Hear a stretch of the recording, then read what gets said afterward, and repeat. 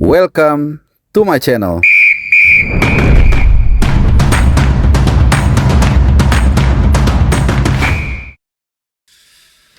Ya, kembali lagi di channel Bung Harpa. Selamat hari Senin, selamat kembali beraktivitas buat teman-teman semua dimanapun kalian berada. Kita akan bahas soal raport abroad kali ini. Ada banyak yang akan kita bahas. Mungkin video ini akan berlangsung sekitar 15 menit. Gua awali dulu dengan pemain-pemain yang ternyata cukup banyak yang cedera nih teman-teman ya. Jadi gua nggak tahu bikin judulnya apa. Mungkin pemain timnas bertumbangan atau apa. Yang pasti gua akan bacakan pemain yang diindikasikan kuat itu cedera karena mereka tidak tampil di laga-laga terakhir di klubnya masing-masing. Di antaranya Kevin Dix. Kevin Dix ini main, hanya dia keluar di menit ke-23 saat timnya dikalahkan Brøndby 2-1. Ini ya. Jadi menit 23 keluar, harusnya sih ada masalah kemungkinan, dan dikonfirmasi di sosial media resminya Copenhagen juga dia kelihatannya ada masalah, cuman kita nggak tahu seberapa parah itu ya. Kemudian Dean James memang ditarik keluar juga di tengah pertandingan di laga yang sebelumnya. Jadi kemarin saat timnya bermain imbang 1-1 dengan NAC Breda, itu dia nggak ada di line up sama sekali. Kemudian Ragnar Oratmangun ini juga cukup mengkhawatirkan karena saat timnya bermain 1-1 dengan Standard Liège itu dia tidak ada di DSP. Udah 3 kali berturut-turut namanya nggak masuk DSP.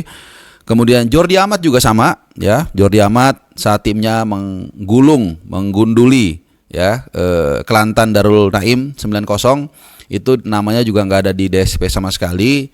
Jordi Amat memang dalam mungkin 1 tahun terakhir itu week in week out agak lumayan sering cedera ya. Jadi mungkin usia juga, faktor usia. Lalu kalau Ronaldo Kouaté kita udah tahu masih dalam proses pemulihan cedera panjang. Kemudian Sadir Ramdhani juga kemarin saat timnya bermain 1-1 dengan Kedah itu juga nggak ada di DSP, tapi sebelumnya ada gitu loh. Jadi nggak tahu kenapa, dan nggak ada akumulasi kartu juga, mungkin cedera ringan. Lalu terakhir Elkan Bagot ya. Elkan Bagot saat timnya bermain di beberapa laga kemarin juga belum tampil. Kita nggak tahu ya apakah nanti saat lawan Birmingham next fixtures itu dia bisa turun atau enggak, kita akan tunggu ya. Jadi ada berapa tuh? 1, 2, 3, 4, 5, 6, ada 7 pasien BPJS ya. Oke, kita bahas dari mulai pemain belakang atau penjaga gawang dulu deh ya. Martin Paes kemarin seperti biasa tampil 90 menit, tapi sayang timnya kalah 1-0 dari Seattle Sounders. Jadi nggak usah terlalu banyak kita ulas.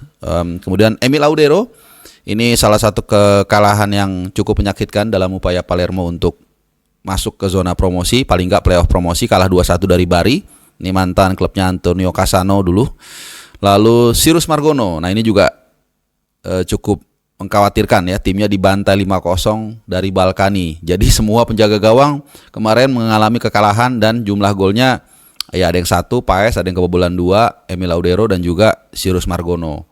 Bahkan kalau sedikit kita tarik ke Liga 1, udah gue bahas juga kemarin, itu Nadeo juga sama ya, 1-1 bermain dari Persija, dan juga dia membuat satu kesalahan lah atau blunder gitu ya.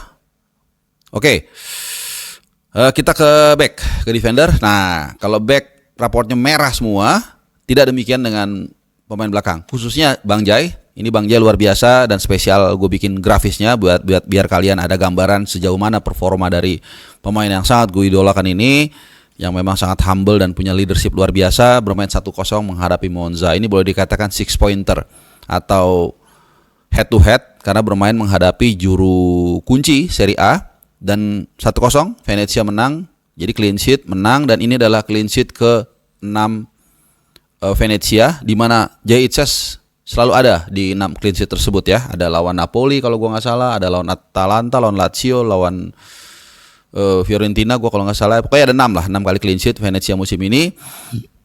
Dan sudah 1 gol diciptakan oleh Jai Itzes di Serie A, 1 gol lagi di Coppa meskipun sudah tersingkir ya. Dan total 4 kartu kuning. Lihat, harus hati-hati nih. 1 kali kartu kuning lagi dia absen ya. Jadi akumulasi 5 kartu kuning. Itu dari Bang Jai, gue rasa one of the best, maybe the best ya dari pemain diaspora kita. I think so ya. Oke, Calvin Verdong main seperti biasa juga ini 90 menit. Gak usah terlalu lama kita bahas. Timnya NEC Nijmegen menang 2-1 dari Waalwijk, walaupun sempat 1-1 sampai menit 90-an, tapi kemudian mereka dapat match winner, which is good. Karena NEC Nijmegen agak sedikit sempat terseok ya ke papan tengah bawah, sekarang agak sedikit naik lah gitu ya. Kemudian Sandy Walsh ini juga sama. Kalau ini mengkhawatirkannya bukan sama ya, beda ya. Sandy Walsh ini mengkhawatirkannya karena di awal-awal dia pindah ke Yokohama Marinos, it seemed kayaknya cukup prospektif, agak lumayan dapat minute play terutama di Asian Champions League, tapi kemudian agak sedikit menurun terutama di 3 laga terakhir dia ada di bangku cadangan tapi nggak dimainin sama sekali, dan timnya pun kalah 2-1 dari Avispa ya. Oke, lanjut. Asnawi Mangkualam kemarin bermain masuk dari bangku cadangan menit ke 72, timnya bermain 2 sama dan juga kena kartu kuning, jadi juga raportnya agak lumayan merah nih ya.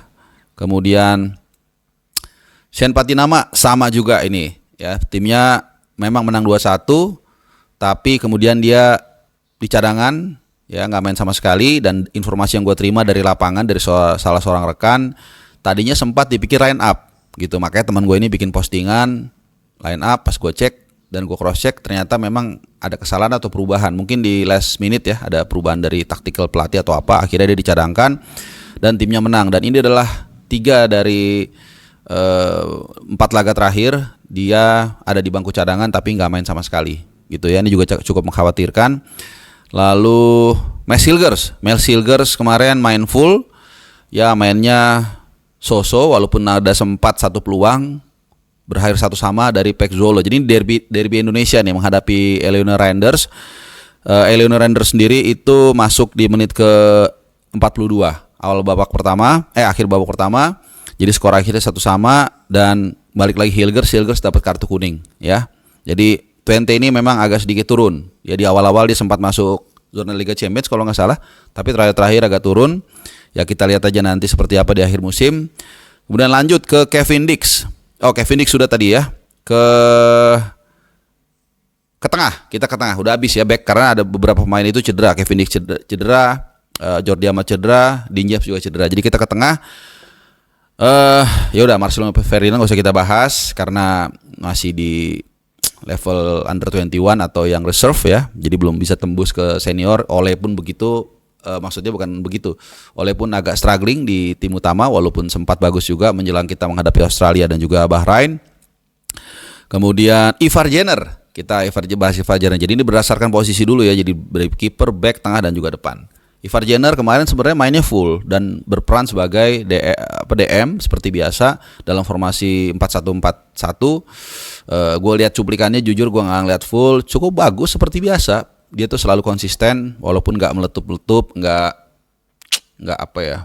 eksplosif gitu ya, tapi selalu menjaga keseimbangan di lini tengah. Cuman ya lawannya susah ya. Menang 3-1 atau kalah 3-1 Young Utrecht dari Cambur. Oke, kita ke Joe Pelupesi. Nah ini dia pemain yang sangat sangat cerdas, yang sangat stylish dan juga sangat efektif pergerakannya, di mana timnya Lommel menang 1-0 dan dia juga main full, which is good ya, walaupun ini adalah kasta kedua sepak bola profesional dari Belgia atau Challenger Pro League, tapi ya nggak apa-apa, at least dia main full, main reguler, itu lebih penting, dan gua rasa kualitas dia di timnas kita udah bisa lihat ya, nggak usah diragukan lagi.